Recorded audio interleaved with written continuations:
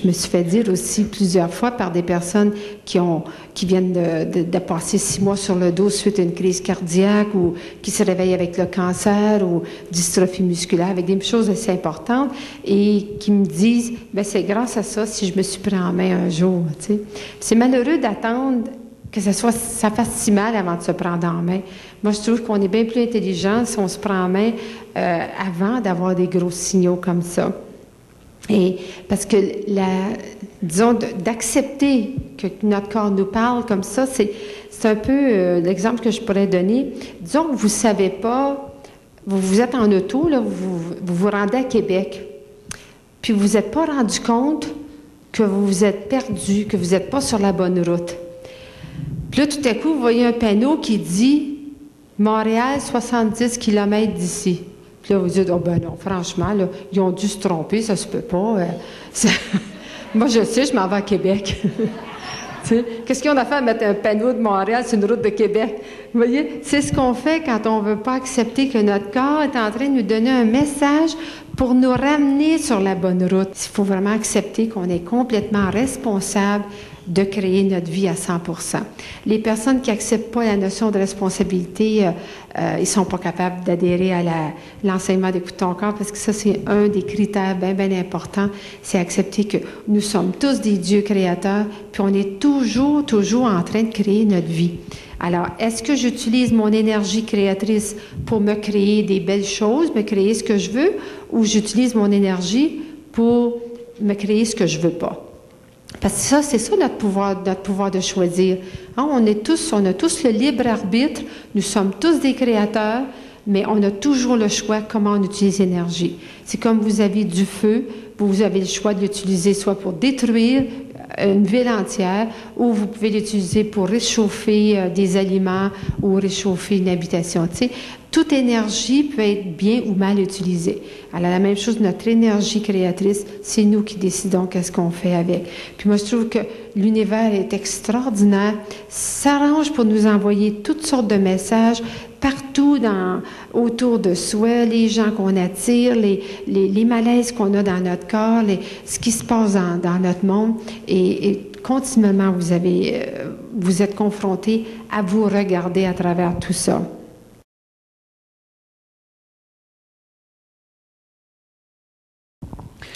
Je suis une personne qui aime bien manger et lorsque j'ai un différend ou que je m'affirme avec ma conjointe, l'appétit me coupe même si j'ai très faim. Pourquoi? Et c'est signé un homme sensible. Alors, c'est vrai qu'il y a des personnes qui, quand ils vivent des émotions, sont portées à manger beaucoup, beaucoup, puis d'autres se coupent de la nourriture. Alors, comme la nourriture vient de la terre, puis la terre, c'est symbolique de notre mère. Hein? Symboliquement, la terre, ça représente maman, notre mère, et le ciel représente notre père, hein, au plan symbolique. Alors, quand on se prive de nourriture, comme des personnes, disons, qui sont anorexiques ou une personne qui a l'appétit coupé, c'est comme si on veut se couper de notre mère. Ça, quelque part, si tu dis avec ta conjointe que tu vis quelque chose avec elle et puis tout à coup tu te coupes de ta nourriture, regarde si ça vient pas réveiller quelque chose que tu as vécu avec ta mère. C'est comme si en même temps tu voulais te couper d'elle. Et c'est la seule chose que je peux te suggérer de vérifier. Je suis une femme. L'an dernier, j'ai été opérée pour des kystes sur les trompes. Je faisais aussi de l'endométriose. J'ai été opérée pour un cancer du poumon et je fais de l'angine. Tout ça s'est déclaré en même temps dans l'espace d'1 mois. Que dois-je comprendre de tout ça? Et deuxièmement, est-ce plus du côté féminin ou masculin que je devrais regarder? Ouais, c'est pas mal ça, tout ensemble, hein? Alors, l'endométriose, que ce soit tous les organes génitaux de la femme, ben c'est sûr que ça a un lien avec ta partie féminine, avec la femme en toi. Quand on a un problème avec la femme en nous, ça veut dire que souvent, c'est des choses qui ne sont pas réglées au niveau de notre mère. Hein? Et parce que l'endométriose, en général, ça empêche une femme d'avoir un enfant. Et alors, tu pourras regarder aussi là-dessus, si tu n'es pas du genre de personne, ça peut avoir deux significations. Est-ce que ça se pourrait que tu veuilles avoir des enfants, mais que tu as une peur bleue d'avoir des enfants, puis tu t'empêches d'en avoir en te créant de l'endométriose, parce que ça, je n'ai vu plusieurs cas comme ça.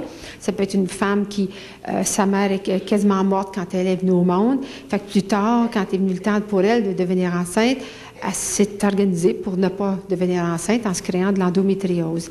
Si ça n'a rien à voir avec vouloir un bébé, ça peut être que tu es du genre à pas vouloir enfanter au niveau de nouvelles idées, au niveau de créer des choses, aller vers des choses nouvelles, des choses que tu voudrais partir de toi-même, créer de toi-même. Et les poumons, c'est ça, il y avait les poumons aussi. Les poumons ont un lien avec la vie, hein, vraiment aspirer la vie. Les gens qui ont peur de mourir, bien souvent se créent des problèmes aux poumons. C'était-tu le cancer du poumon? Le cancer du poumon.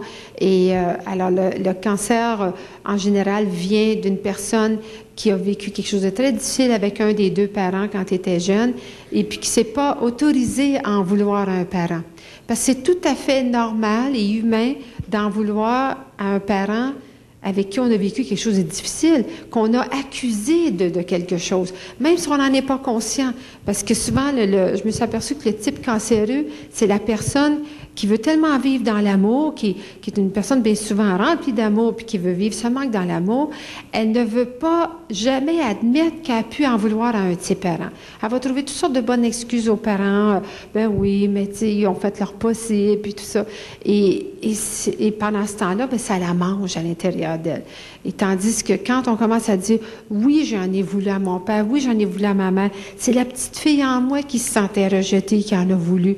Puis on peut se donner le droit d'en avoir voulu. Tu sais, nos parents n'ont pas toujours été à nos attentes, hein? Puis nous, en tant que parents, on n'est pas selon les attentes de nos enfants aussi. C'est tout à fait normal et humain d'en vouloir à un parent qu'on a trouvé soit très injuste ou qui nous a rejetés, qui nous a abandonnés. Et c'est sûr qu'aujourd'hui, avec le regard d'un adulte, on comprend nos parents. Mais il faut savoir que le cancer, il débute quand on est tout jeune.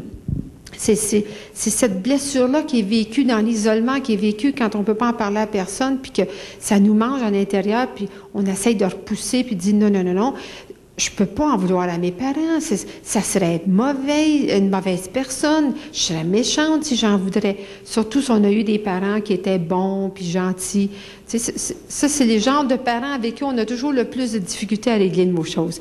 Plus on a eu un parent qui était quasiment une sainte, là, ou tellement bon, c'est comme si on ne se donne pas le droit de leur en avoir voulu pour quelque chose. Puis c'est tout à fait normal d'avoir vécu certaines blessures avec nos parents. Je vais en parler beaucoup plus dans la conférence des 5 blessures, là, comment on vit tous des blessures, mais à des différents degrés.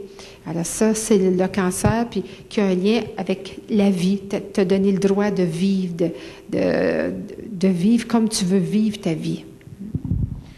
Comment ne pas manger ses émotions? Je vis souvent des émotions avec la personne avec qui j'habite et pour me défouler, je bois ou je vis de la colère intérieurement. Je suis tanné, quoi faire? Ben, c'est de l'exprimer. Hein? Tu as le choix entre boire, manger pour essayer de remplir ce vide-là, mais finalement, c'est juste une illusion de remplissage. Ça règle rien. Tu te sens rempli temporairement, mais aussitôt que le lendemain ou la semaine suivante ou le mois suivant, tu revis la même émotion avec ton conjoint, tu vas encore revivre le même problème. C'est toujours à recommencer. Alors, ça serait beaucoup mieux de t'asseoir puis de parler de ce que tu vis, comment tu te sens, et puis de regarder aussi de quoi j'accuse l'autre. Ce que je trouve super intéressant, c'est à chaque fois qu'on vit une émotion, on accuse quelqu'un. Tu regardes de quoi t'accuses l'autre, puis allez vérifier, l'autre vous accuse de la même chose. Puis ça, c'est pas toujours évident, mais il s'agit d'avoir l'humilité nécessaire pour le faire, puis dire à l'autre, là, je vis une émotion, là, je m'aperçois que je suis en train de t'accuser de ci, ça. Est-ce que ça se pourrait que toi, tu m'accuses de la même chose? Peut-être pas dans la même situation, là, mais dans une autre situation. Parce qu'il semblerait que c'est pas pour rien qu'on est ensemble et qu'on vit des émotions comme ça. Les émotions que vous vivez avec votre patron, avec vos enfants, c'est toujours comme ça. Ça fait trop longtemps que je vérifie cette théorie-là avec des milliers de personnes, puis ça s'avère tout le temps vrai.